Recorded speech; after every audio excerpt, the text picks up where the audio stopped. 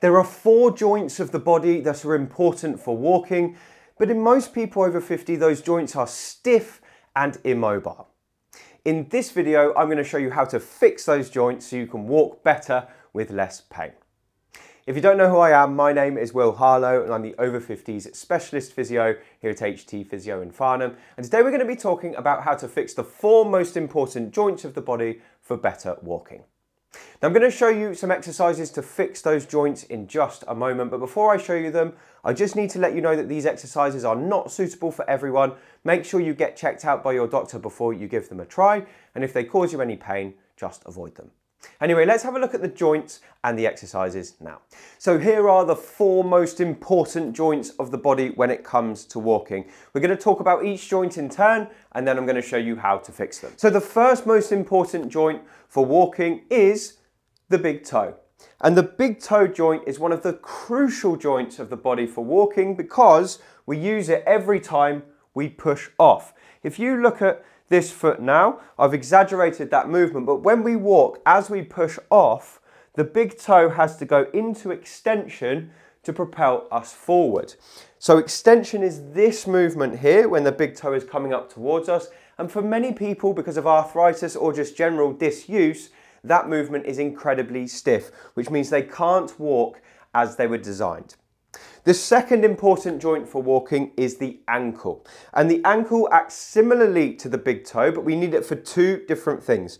The first thing we need it for is dorsiflexion, which is where we pull the toes up towards us.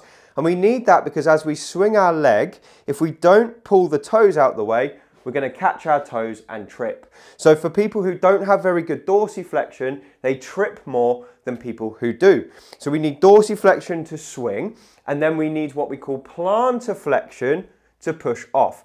So plantar flexion is the opposite. This is dorsiflexion, that's plantar flexion, and that there is our push off movement. So if you watch this leg here, I dorsiflex to hit the ground, and then as we push off, I plantar flex that ankle to propel myself forward. So those 2 motions at the ankle are vital.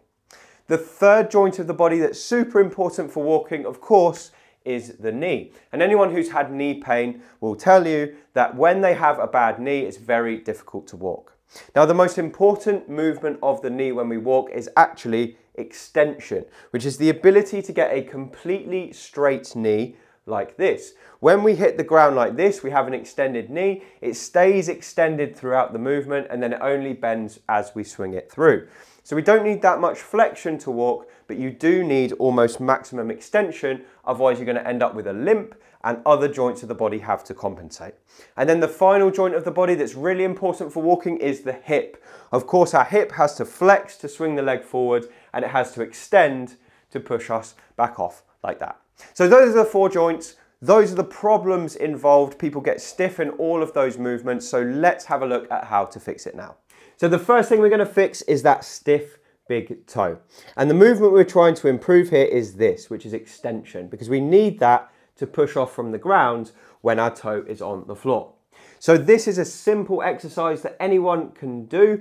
If you've got quite a stiff movement like this is going to be especially helpful because we're going to increase it. And all we need to do is reach down and put a finger around the bottom of the big toe like that. Now I'm doing this in a funny position sitting up to show you on the camera, but you can do this sat on a chair, reaching down to the floor as well. So you're going to put your finger underneath the big toe like this, and all we're going to do is use the finger to pull the big toe up to its maximum, relax it off just a centimetre or an inch, and then pull it back up again and repeat. So we call this a big toe mobilization. We're pulling up and down, we're pulling up and down like this, and we're trying to do 30 repetitions in a row. So you can use your big toe muscles to help you if you want, but as we get to about there, my muscles can't do any more, but my finger can bring it another centimetre or so. And that's going to help us when we walk because it's giving us the absolute maximum movement at that particular joint. So keep mobilizing it like this. 30 repetitions works really well. Try and do that a couple of times a day and it will improve the mobility of your big toe. The second thing we're going to fix today is the ankle. And many people have stiff ankles because they've got tight calves and they've got a stiff ankle joint so they can't dorsiflex or plantar flex. Luckily, there's one exercise that's going to really help you with both things, and all you need for it is a step. So I'm going to show you how to do this. This is called the heel raise, but we're going to do a slight tweak to it to make it more effective. So we're going to stand on the step. You can use your bottom stair at home if that makes it easier for you. You're going to put both feet on the step with just your forefoot resting on the step and your heels hanging down. Now what I want you to do here is position your feet so you feel happy pushing down with your heels as far as you can. Now you can see I've started to just lift my toes off the step like this, and I'm going down so far now that I can feel a stretch in my calf muscle, which is this muscle here on both sides. So I'm really forcing my toes up and pushing my heels down like this. If you've got a stretch, that's brilliant. You can hold that just for a few seconds, by the way, just to allow the flexibility to improve. But the exercise is going to push us in the opposite direction. So we start like this, and then we push up into plantar flexion as high as we go using the calves. You want to really squeeze the calves at the top, and then we're going to go back down to that start position. So we're not going to stop just here like we would if we were doing lots of reps. We're going to push down further, really contracting down, trying to drop that heel down as far as we can, hold for a couple of seconds, and then push back up. And in this way, we're working on both plantar flexion, which is this movement here, and we're working on dorsiflexion, which is this movement here. Now, if you're doing this for about 10 or 15 repetitions in a row, by the end of the set, you're going to have an ache in your calf, and you'll also probably have an ache in your tibialis anterior, which is this muscle at the front of the shin. That's brilliant. That means you've worked both sides of the lower leg, and those are the muscles that control your ankle.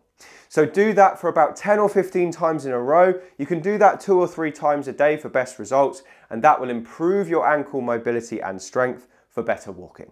Now the next exercise we're going to do is one to improve knee extension. And just to remind you, extension is this movement here, getting that knee as flat as possible. Now I'm going to show you this exercise in a moment, but this exercise is not going to be suitable for everyone. If you have a meniscus tear, do not do this exercise. And if you have problems with your kneecap, probably avoid this as well. Anyway, let's have a look at it now. So what we're going to do is we're going to work on improving extension. And this exercise has been shown to improve knee symptoms in people with arthritis who want to walk better. So what we're going to do first is we're going to lie you down like this. So you can either do this lying flat or sitting up like me.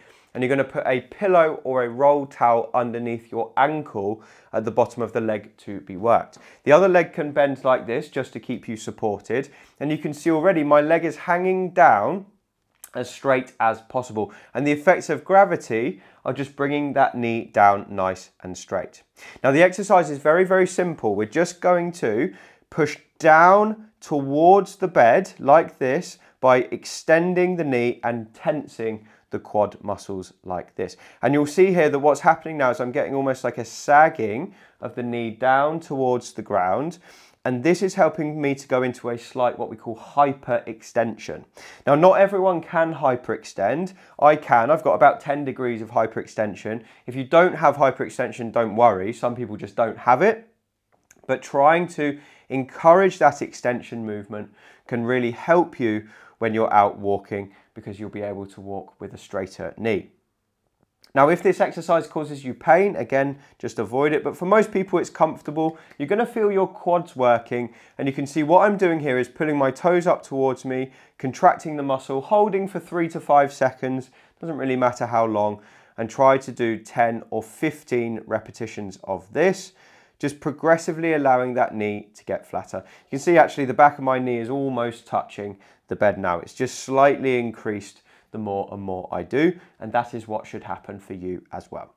So I'd recommend doing 10 or 15 of these in a row, 5-second hold each time. If you do this 2 or 3 times a day, it's going to really help your knee range of motion into extension, and you should be able to walk better as a result. Before we go any further, I just want to tell you about 3-Tip Friday. 3-Tip Friday is my weekly email that I send out to my list, and it features 3 of the most interesting things I've found that week. It could be a health tip, it could be a piece of research I'm reading, or it could be a new tool that I've found to be really useful for helping people get more mobile. It's totally free. I just send it out once a week. There's no annoying promos inside, and you can sign up for it by going down below this video and entering your email in the 3 Tip Friday link.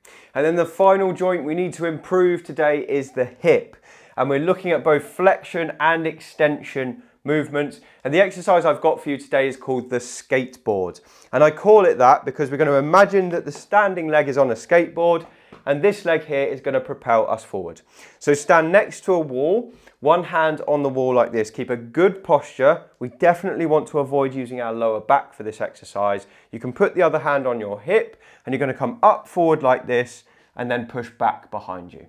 Up and back, as if we're pushing along the floor, as if we're pushing a skateboard forward. So up into flexion, out into extension. Up and out, up and out. See, I'm stopping here because we only have 10 degrees of hip extension. So I'm not trying to get to here because that's just me using my back and it takes all of the emphasis off the glutes. So make sure your back stays straight and you're coming up like this and out, up and out. And this is a really nice exercise for people who've got very early stage hip arthritis and they just feel that stiffness in their hip when they walk. If that's you, don't worry because this exercise is great at improving mobility like that.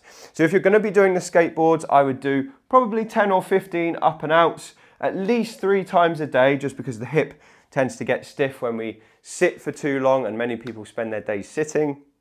As much as you can throughout the day would be great. And it's going to improve your hip movement when you walk. And you might find that you're no longer leaning forward as much because you've got more room in your hip to propel you forward. Hopefully that helps and you can walk better as a result. So those are the 4 most important joints of the body when it comes to walking and how to fix them.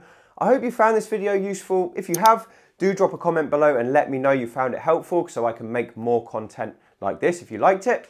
And if you want to get more from me, you can pick up a copy of my book. It's called Thriving Beyond 50 and you can find it on Amazon using the link below. Anyway, thank you so much for watching. I appreciate your time and I'll speak to you again on the next video.